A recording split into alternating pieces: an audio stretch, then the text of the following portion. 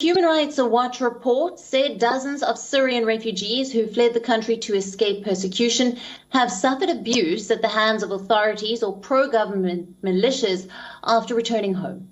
Now, the report documents several cases of arrest, arbitrary detention, torture, extrajudicial killings among returnees. Take a look.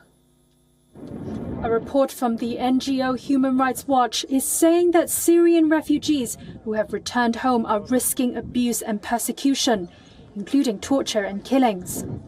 The report, released on Wednesday, documented 65 cases of arrest, arbitrary detention, torture, extrajudicial killing and enforced disappearances between 2017 and 2021 among those returned from Lebanon and Jordan.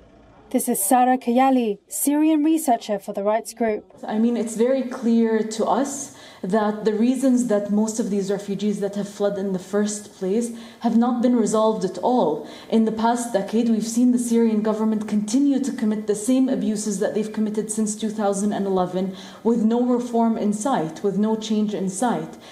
Authorities have denied returning refugees face torture and reprisals. Syria's conflict has killed hundreds of thousands and displaced millions. And the NGO accuses Lebanon, where many refugees have gone, of pursuing, quote, aggressive returns agenda against refugees. Meanwhile, Jordan has not publicly pushed for large-scale organized repatriations, but has closed many jobs to foreigners, according to Human Rights Watch.